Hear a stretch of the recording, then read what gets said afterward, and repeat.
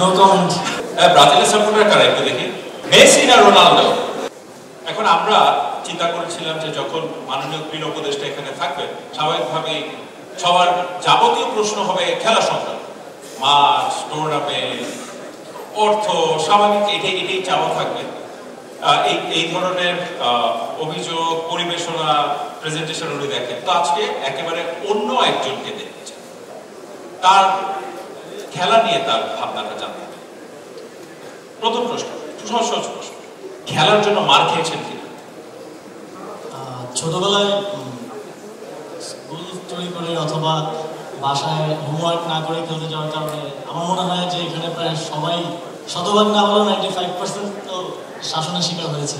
সবাই মার খেয়েছে? আচ্ছা, প্রিয় খেলা কি? এটা কঠিন প্রশ্ন। ফুটবল না ক্রিকেট? ফুটবল। কোন প্রকারে ফুটবলাররা অ্যাটলিস্ট কুশল একটু হাত তালি দেন। প্রিয় দল ব্রাজিল না আর্জেন্টিনা? ব্রাজিল। এই জন্য আমার মনে হয় যে আসিফ মোহাম্মদ সজীবরা ব্রাজিল বলার মধ্যে একটা বিশাল আলোক পেলাম। কেমন লাগলো 2022 বল? No comment. না, এখানে এসে তো একটা উত্তর মাননীয় উপদেষ্টা আপনাকে দিতে। খারাপ সময় যাচ্ছে, সব দলের জন্যই যায়, but go for the best. এই ব্রাজিলের সাপোর্টার যে তালি দেখে, ব্রাজিলের সাপোর্টার কারা একটু দেখি, আর্জেন্টিনা বেশি? আমরা আর্জেন্টিনা বেশি। ডিজাইন, এলিগেন্স, বিউটি, সেরা পণ্য সবার জন্য জেভিকো। মেসি না রোনালদো? রোনালদো। একটা ব্রাজিলের ফ্যান কোনোদিন মেসি বলবে এটা আমি বিশ্বাসও করি না। কেউ করেন বিশ্বাস? এটা স্বাভাবিক। আমি না এই প্রশ্নটা পুরোপুরি একটা আমার মিস হয়েছে, অন্য একটা প্রশ্ন করা দরকার। কোন একটা স্পোর্টিং ইভেন্ট যদি আপনি মাঠে বসে দেখার সুযোগ আপনার দেওয়া হয়, যে কোনো ইভেন্ট, কোন খেলাটা বা কোন টুর্নামেন্ট বা কোন পার্টিকুলার ম্যাচটা বেছে নেবেন? বাংলাদেশের ম্যাচ হতে পারে, বিশ্বকাপ ফাইনাল বা যে কোনো একটা কাল্পনিক ম্যাচও হতে পারে। বাংলাদেশ নারী ফুটবল দলের যে সাফ চ্যাম্পিয়ন হলো সেই ম্যাচটা।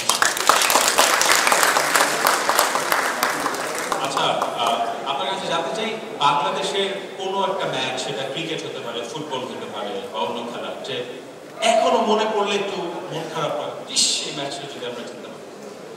আমার মনে পড়ে 2013 সালে এখন আমাদের যে ঢাকা স্টেডিয়াম, ন্যাশনাল স্টেডিয়াম, সেখানে শেখ রাসেল স্পোর্টিং ক্লাব আর হচ্ছে মোহামেডানের একটা ম্যাচ ছিল, সেটা আমি দেখেছিলাম। তখন আমি মোস্ট প্রবাবলি ক্লাস 8-এ পড়ি, মামার সাথে গিয়ে দেখেছিলাম। সেটার কথা একটু মনে পড়ে।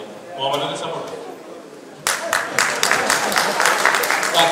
একটা কিছু তো মিলেছে, কারণ আমি ভাবছিলাম যে কিভাবে আলোচনা রোনাল্ডো ব্রাজিল ফ্যানের সাথে চালিয়ে যাওয়া। যাই হোক, আমি আরেকটা প্রশ্ন করতে চাই। ধরুন আপনি কোচ, ফিফথ টাই ব্রেকার মারা হবে, শেষ টাই ব্রেকার, গোল করলেই আপনার দল জিতে যাবে, কাকে পাঠাবেন টাই ব্রেকার মারতে? দেশি বিদেশি যে কেউ হতে পারে। Neymar. Neymar is a great talented player, no doubt. এবার ক্রিকেটের প্রশ্ন, এক বলে 6 রান দরকার, ব্যাটসম্যান কাকে পাঠাবে? মাহমুদুল্লাহ রিয়াদ। বোলার কাকে দিলেন যে ঠেকাবে আসলে 6 রান? তাসকিন। ওকে, আমার মনে হয় ভেরি গুড চয়েসেস। একেবারেই শেষের দিকের প্রশ্ন, যে যদি কোনো খেলোয়াড় হওয়ার সুযোগ পেতেন, কোন খেলা বেছে নিতেন বা কোন খেলোয়াড়ের মতো খেলতেন? ফুটবল বেছে নিতাম, তার মতো খেলতে পারতাম সেটা তো তখন বোঝা যেত না। জি, আসিফ মোহাম্মদ সজীব ভাইয়া, আপনার কাছে জানতে চাই আজকের এই আয়োজন সম্বন্ধে। এখানে বাংলাদেশের ক্রীড়াঙ্গনের গুণীজনরা আছেন, চ্যাম্পিয়নরা আছেন, সাবেক বর্তমান ক্রীড়া সাংবাদিকরা আছেন, তাদের উদ্দেশ্যে কিছু। প্রথমত আজকের এই আয়োজনের জন্য বিএসপিকে অনেক অনেক ধন্যবাদ। আমরা আমাদের রাষ্ট্রীয় আসলে অনেক প্রায়োরিটিস থাকার কারণে, আমরা থার্ড ওয়ার্ল্ডের একটা কান্ট্রি, আমাদের অনেক চ্যালেঞ্জেস থাকার কারণে স্পোর্টসের মতো সেক্টরে আসলে গভর্নমেন্ট সেভাবে প্রায়োরিটি দিতে পারে না, বাজেটও কম, আপনারা সবাই অবগত আছেন। সেই জায়গা থেকে এই ধরনের উদ্যোগগুলো, বিএসপি এর এই উদ্যোগ কিংবা বিভিন্ন কর্পোরেট সেক্টরের যে উদ্যোগগুলো আছে স্পোর্টসকে প্রণোদনা দেওয়ার, আমাদের স্পোর্টসম্যানদেরকে আরও খেলাধুলায় আগ্রহী করে তোলার, সেই উদ্যোগগুলোকে সবসময় আমি স্বাগত জানাই এবং এই উদ্যোগগুলো যেন আরও বেশি বেশি হয় সেই আহ্বান আমার থাকবে। অনেক অনেক ধন্যবাদ আসিফ মাহমুদ সজীব ভাই আপনাকে।